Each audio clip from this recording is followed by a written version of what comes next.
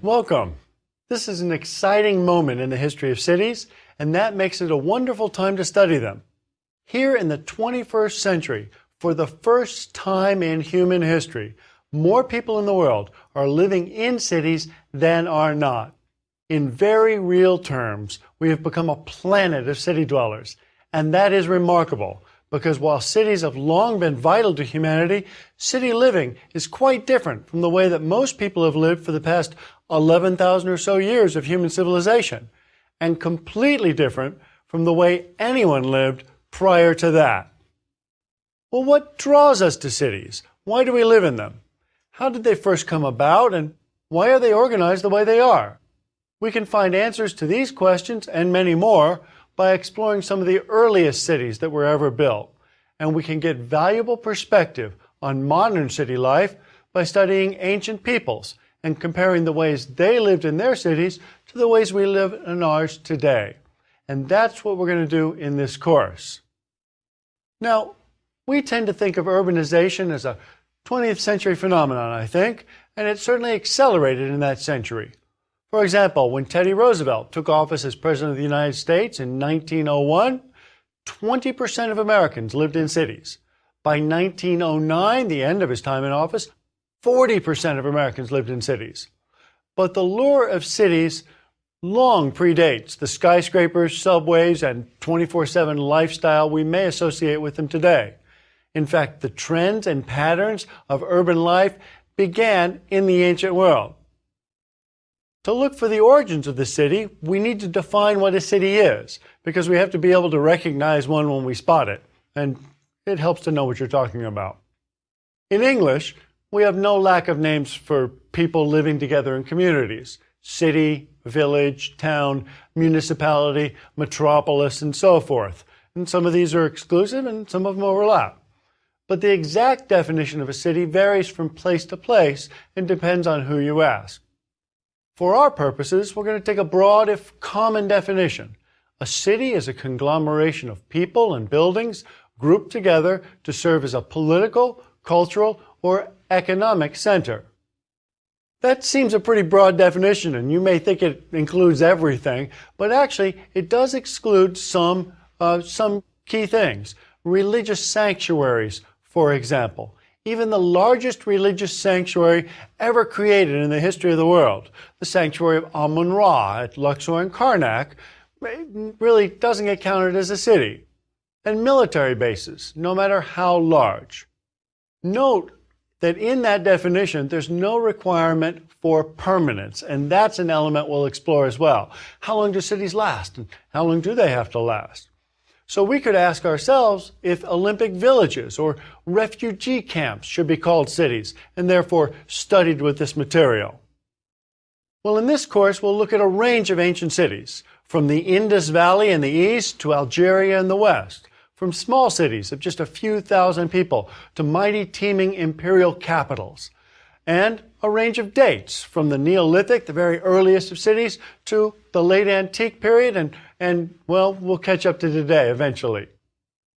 Each has been carefully selected because it provides a number of significant lessons, some intriguing stories, and in some cases, inhabitants who won't really seem all that different from some people you might meet in cities today. Now, before we go any further, I want to just say a word on the evidence we'll consider in the course, because our study of this material is based on really a tremendous amount of archaeological excavation, which has revealed the cities and the details of them, and in many cases, written records, which tell us the facts of life of individuals who were living in these communities. And so almost everything that we're going to look at is based on first-hand evidence from the cities themselves. And I think that's absolutely the way to do it. Well, if you travel at all, or even just talk to people at parties, you'll run into someone who loves cities. In my case, it always seems to be someone from either New York or Paris. Ask them where they're from, a normal opening conversation, and they'll fix you with a glittering eye and tell you all about their city. And they will tell you all about it, in detail. Well, to be fair, cities are pretty amazing, especially our recent ones like New York, which I consider a young city. It is, after all, only 300 years old. Of course, what amazes me about New York may be different from what amazes others. If we took a poll, some people would say Central Park and the tremendous green spaces. Others might mention the libraries, museums, and entertainment venues, including sports stadiums. Huge, huge public venues. But I'm amazed at its infrastructure, including a water delivery rate of 125 gallons per capita per day. And I come by that interest in water delivery somewhat honestly. My father is a civil engineer, and he spent his entire career working on water systems. And he and I have walked through the city of Rome a number of times, tracing aqueducts and talking about water systems throughout the city. So I have a great appreciation for what it takes to deliver water into a city and to get rid of it again. Well, Shanghai, which in 2014 has a claim at being the largest city in the world by size and population, only actually became a city officially in 1927, although it had been a market town since 1074. Its size has been exploding since the 20th century, and today it's an economic and technological powerhouse, home to millions. It's an example of the success of cities in the modern world and a model for the new worldwide trend in urbanization. It's also worth stopping to think for a minute about all of the ingenuity that cities represent. Consider the critical inventions and ideas that have been developed for cities, or that are simply essential for us to live in them as we do. Everything from city blocks to crosswalks, to water supply and drainage systems, to electricity, traffic lights, public transportation, and a lot more. But really note how interdependent many of these innovations are. You have to put them together in the right way, and some have led to others. Truly, the fact that so many cities function with so few major calamities day after day and year after year is a human triumph. And I'm the first person to complain when my electricity goes out, but I am still in awe of the entire system. But cities aren't always kind to their inhabitants. For most of the past 11,000 years that we've had cities, just living in a city was signing up to take 5 to 10 years off your life compared to living a rural or suburban existence. That's a demographic trend that's only reversed in the 21st century. Early 20th century tenements of places like New York and Chicago housed families that were drawn to the cities for work, or because their ship landed there and they couldn't afford to travel anywhere else, or because they followed other immigrants, usually family. The work that such people found when they arrived often required them to labor in unsafe factories and didn't pay well enough for them to occupy any but the most cramped, dirty, and dangerous housing. And living in close proximity to one another, often in unsanitary conditions, exposed many of these city dwellers to diseases that they would have been much less likely to catch elsewhere. Sadly, conditions in many cities haven't changed all that much for the poorer part of society over time. Although we've all seen the black and white pictures of tenements from the early 20th century, there's nothing about those scenes that might not be found today in cities around the world, including New York. As we'll see, a lot of those scenes would have been very familiar to the poorer residents of a number of ancient cities, for example, Rome itself. Which brings us back to the very fundamental question of why. What were ancient people thinking that led them to begin living in cities in the first place? What was the appeal, the powerful draw to completely change their traditional way of life, following herds and gathering food from nature, and to settle down in large communities? Someone must have noticed all the bad things that could happen when large numbers of people lived in close proximity. So something powerful must have motivated them. What could it have been?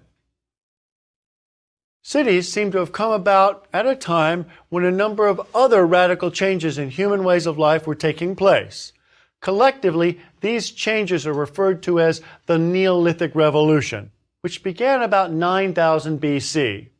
The Neolithic Revolution included not just the urban revolution, or the creation of cities, but also the agricultural revolution, the movement from hunting and gathering to farming crops and domesticating animals.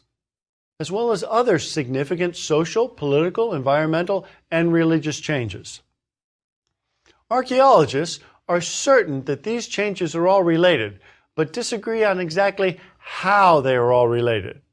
The original mode of human life, hunting and gathering, involved constant movement by small groups of people. Now, I say constant movement, but I should say consistent movement.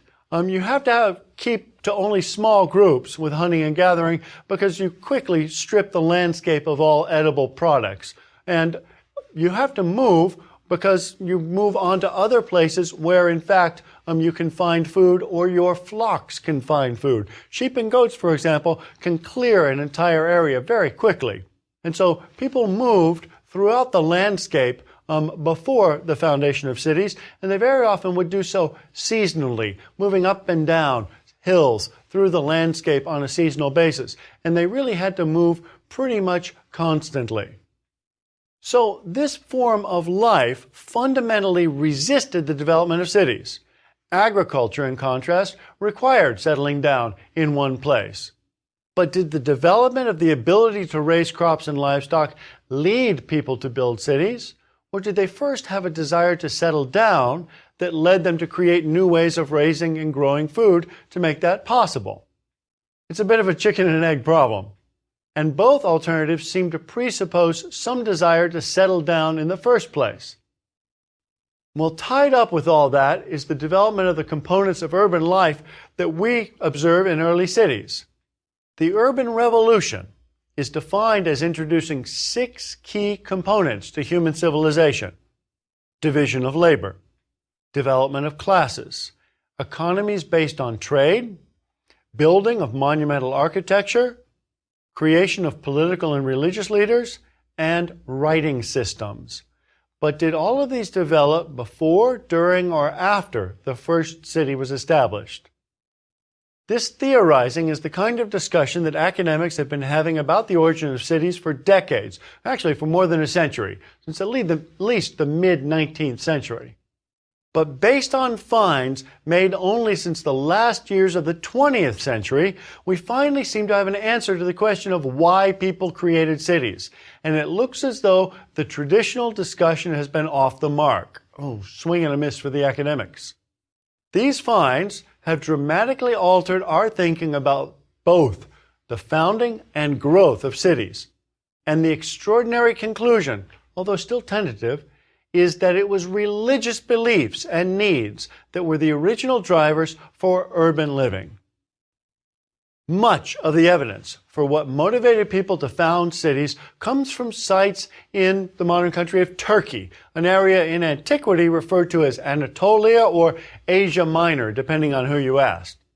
Excavations there, beginning in 1996, have revealed what is thought to be the oldest monumental religious structure in world history at Göbekli Tepe.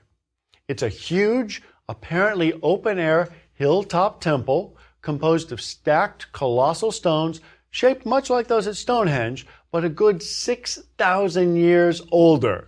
It was begun about 9,000 BC, and it shows that religion was the focus of a tremendous amount of communal labor. Given the scale of the temple, and it's composed of at least 200 of these colossal multi-ton stones, we believe work was carried out there by people of more than one kin group. That is, more than one extended family or group of related people came together. This is a pattern that repeats later in cities such as Jericho and Uruk.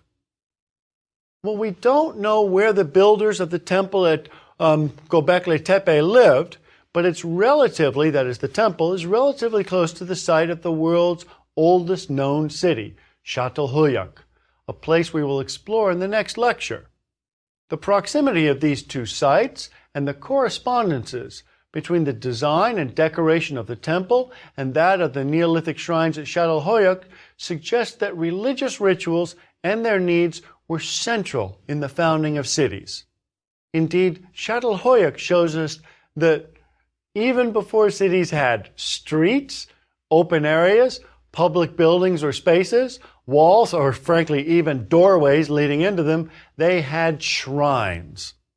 And the theory goes, the building of spaces for shared community rituals is what caused people to gather in cities to begin with.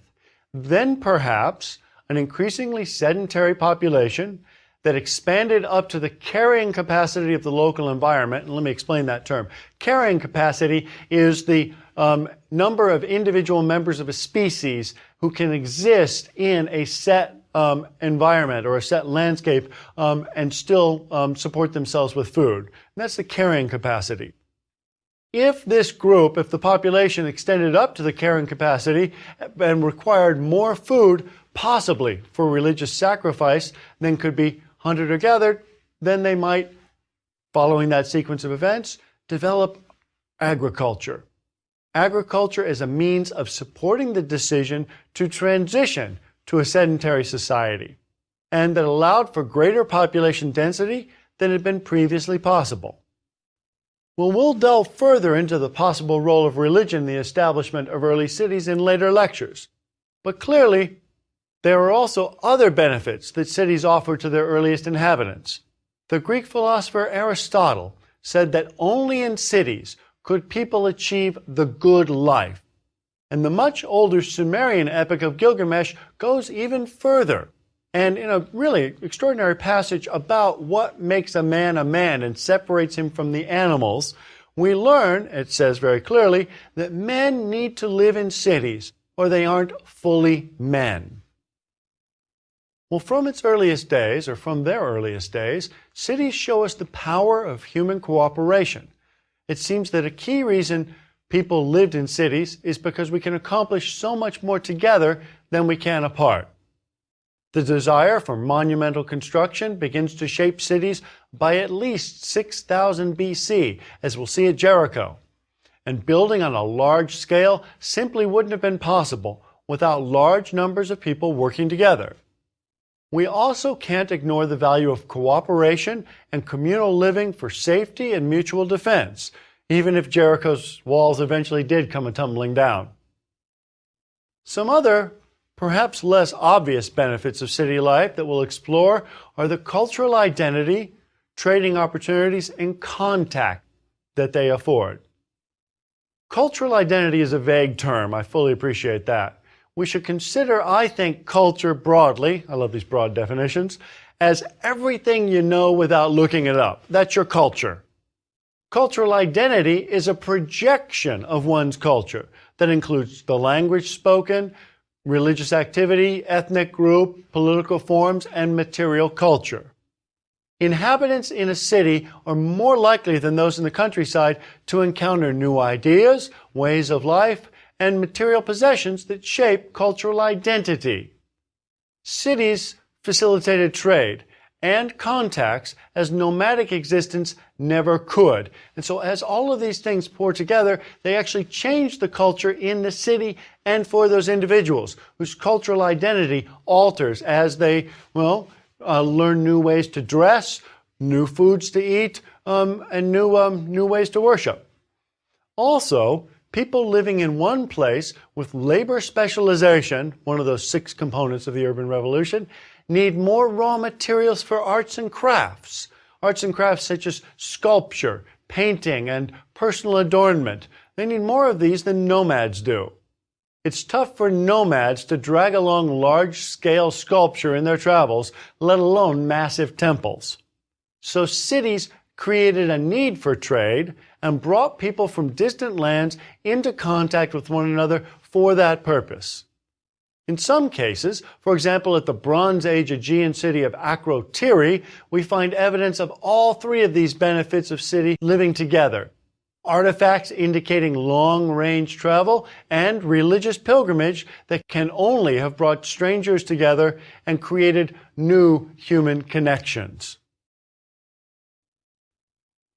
As people began to flock to cities, it seems clear that they soon began to be transformed by them. As they build cities, cities change them. Cities are places where individual identity is complex. One is still a member of a family, And in fact, from the very beginning, housing in cities was organized around families. And that's one of the key lessons of this course, is seeing how people organize their residential units throughout cities. How long do they stay in family groups? And when that breaks down, what is it replaced with? But in a city, a person is also of a place, perhaps for the first time defined by location and exclusive of kinship groups. Cities brought about a new way of considering personal identity that was not only not found in hunter-gatherer groups, it wasn't even possible among them. People became members of communities, and eventually that identity overcame family. Think about naming practices for just a minute.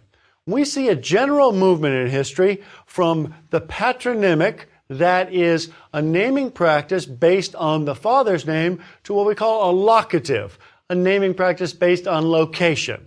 So from Gaius Julius Caesar, the son of Gaius, to Hippodamus of Miletus, or John of Gaunt. So you see that those latter names are based on the locative. They get their identity from where they're from. In addition, we know of individuals in the Greek and Roman worlds who moved to cities alone, effectively separating themselves completely from any family identity. So cities led to profound changes in the definition of self, changes that we probably take for granted today. Now, some aspects of city life may strike you as unfamiliar or counterintuitive. For example, the ancient house served some very different purposes than most of our homes today. Houses in the ancient world were economic as well as residential centers, and parts of them were often used as workshops or stores that were open to the public. And in fact, the very notions of public and private, things that we, I think, take for granted, actually are blurred and very different ideas in the ancient world, thanks to the way cities are designed and thanks to the way houses are organized. Ancient cities also almost never had zoning laws, so industrial activities sometimes took place in otherwise residential areas. Fortunately, we have learned some lessons since ancient times. But some cities, such as Miletus, located in what is today Turkey, will seem so familiar that you will instantly draw connections between them and modern cities. Miletus introduced the concept of city blocks and single-use districts to Greek cities. In fact, it may at first seem a bit absurd that we'd be examining a city that actually has a layout comparable to ones we can find in every state and territory in North America and throughout much of the world. But that's the point.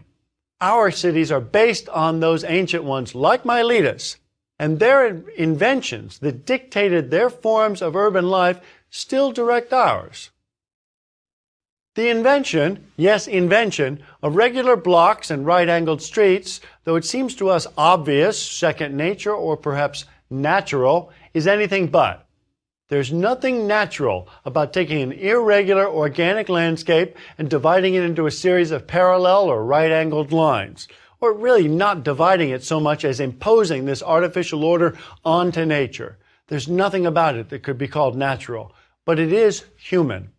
Orthogonal planning, as it's called, the use of right-angled roads to create blocks, is imposing a regular order on nature, and that is a human instinct. The manifestation of it in Miletus has been credited to Hippodamus in the 5th century BC. Orthogonal planning has become, let's just say, a tad bit popular. But it wasn't always used in the same way everywhere in the ancient world. At the Egyptian city of Kahun, for example, it was used as a means of social control, as long blocks of poor workers' houses were kept behind walls within a district without their own food or water sources. In some cities, such as the Roman colony at Timgad, exactly regular blocks were laid out for identically sized houses inhabited by men who were all, in the eyes of the law and the city, equal. So an examination of city planning becomes a means to analyze the social, religious, political, and economic life of a community. Now you may be wondering how the cities in this course were chosen. Some of the cities we'll look at will no doubt be familiar to most of you. Rome, Athens, Alexandria, Constantinople. Others, not so much. Cities like Çatalhöyük, Timgad, Karanas, or Deir el-Medina may make you wonder why we aren't viewing more famous cities from the ancient world like Babylon or Jerusalem. Actually, a number of the more famous cities like Babylon don't give us as much detailed or new information as other cities with better preservation, or that serve as examples of new forms of urban life or organization. Some are worth examining because, like Uruk, they're wildly successful. Others, like Olynthus, because they preserve key moments in the historical record, such as the spread of a new form of city planning, and provide us details of Greek daily life we can find nowhere else. And it's ancient life in all of its richness, not just the buildings that we're going to explore. In Athens, for example, we can learn about the religious character of the city from the magnificent temples and associated monuments found in key locations. And there really are, I will tell you now, only 3 key locations in an ancient city. The entrances, the city center, and the high ground. But archaeological finds also enable us to follow the lives and interactions of real people, from lower-class citizens that we'll see in Athens, such as sculptors and shoemakers, to the most famous Athenians, including Pericles and Socrates. Most significantly, we can examine spaces in the city where these different groups met, spoke, shopped, and worshipped. Whether it's the public baths of the ancient Romans or the agora of the ancient Greeks, these spaces can teach us how city dwellers have always engaged their urban landscape in ways that allow them to not just live, not just get by, but to thrive. As you'll see throughout the course, a city is a microcosm of a society.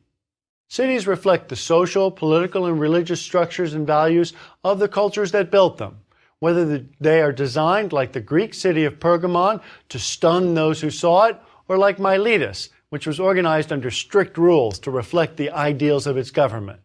They provide the best evidence for how people lived their daily lives in ancient civilizations across the world, and they embody the sometimes familiar and sometimes utterly strange forms that their societies took. What this course also explores is the historical development of the ways of life that created the urban world of today. As we shape and reshape our urban world, it is on the foundations of ancient cities, occasionally literally, but more often conceptually. In other words, in some important ways, we're still living with decisions made 11,000 years ago. So we can benefit today from the lessons we'll learn from ancient cities. They reveal truths about our own lives that are worthy of their own exploration.